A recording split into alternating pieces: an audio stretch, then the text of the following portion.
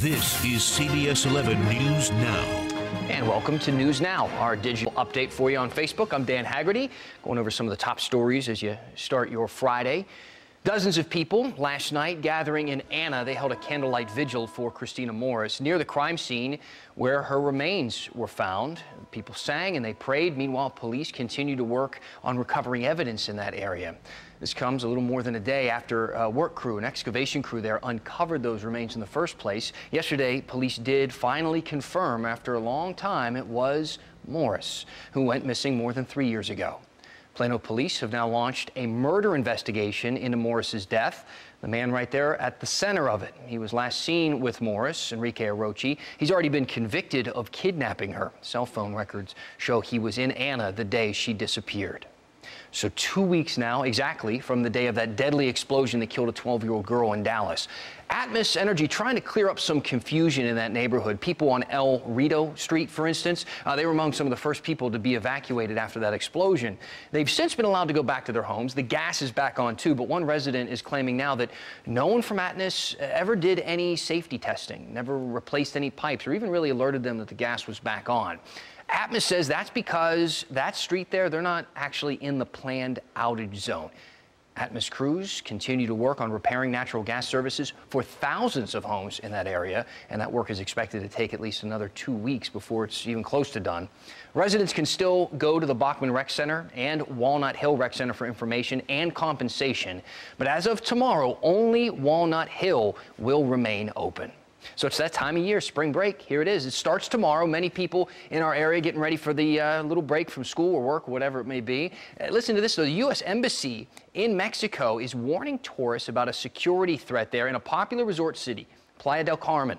Now, the embassy has not released any details, nothing further about any possible threat, but we know government employees are actually banned from traveling there right now, so it must be something relatively serious. Mexican officials are insisting, though, the town is safe. Last month, 25 people, including 2 Americans, were injured there when a ferry exploded.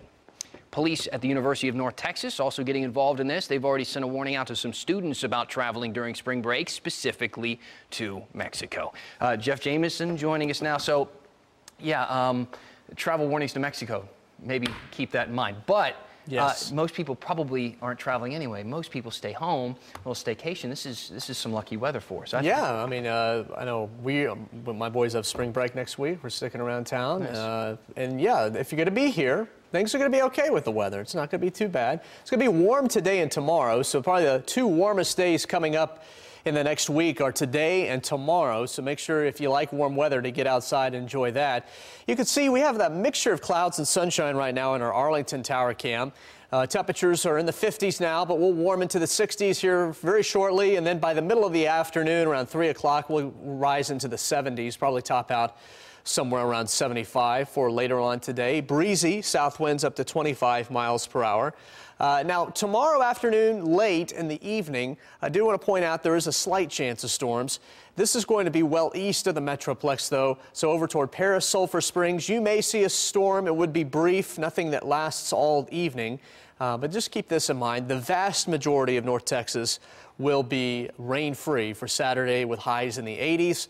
Now, everybody's impacted in North Texas by the time change Saturday night, Sunday morning. We go back to daylight saving time, so we spring forward. So we, yes, lose an hour's sleep, but we do have daylight lasting a bit later into the evening starting on Sunday. So it's the give and take. It's the yin and yang, I guess, of what happens. Temperatures in the 70s today, 80s tomorrow, and then we'll cool off quite a bit on Sunday with highs in the 60s and stay in the 60s for highs through early next week. Daylight saving time. Saving. People are very specific about that. Because one of my first TV jobs, maybe it's just my West Virginia slang coming out. It's like daylight savings time. Oh, man, I was getting hate mail. There's some serious people out there when it comes to that. Very grammatically correct. It's saving time. You know what? Doesn't matter to me. Does it? You know, people also, the statistics of people getting injured in car crashes, heart attacks, all that skyrockets because we lose 60 minutes of sleep. Yeah, you're filling in on this shift, but you know, this shift is like an hour or whatever. It doesn't matter. Every night we don't get an hour's sleep. Yeah, you know, I guess I feel a little bit, you know, the time change going forward, you think that things are an hour earlier than they actually are. Yeah. So in the morning, people tend to sleep in a little bit longer because they think it's 8, but it's really 9. I don't really notice a difference, never have. The only thing I notice is that now for the next like 6 months, the car clock in my car is wrong because I either don't know how to change it or just refuse to learn. Or it's both, which is mine. It's just my own little protest against daylight saving time. Yes. I love this next story. It's a new museum in Hollywood celebrating everything that didn't go quite according to plan. We all know this kind of stuff in our own personal lives and in pop culture. It's called the Museum of Failure.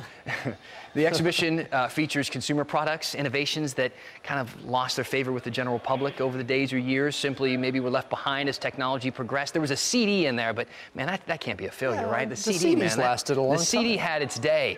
Among those that failed, the Betamax video recorders, Google Glass, the poster for the McDonald's Arch Deluxe Burger, which you saw there. The museum's owner says he decided to make this because he was tired of seeing New Coke. There just success stories. What about like Crystal Pepsi? Yeah, I was waiting to see if New Coke would be on there because I really remember that. Yeah. It was a big deal in the mid '80s, and you recrafted the whole thing, new cans, and everybody, and then it lasted like 6 months. Yeah, it's weird when you see these huge, massive companies that seem to get everything right, swing and miss at a few. But I'm glad that this guy's around to remind them to stay humble. Yeah, I'm interested in that. You don't hit a home run every time. You don't. Well, thank you so much for being with us, watching CBS 11.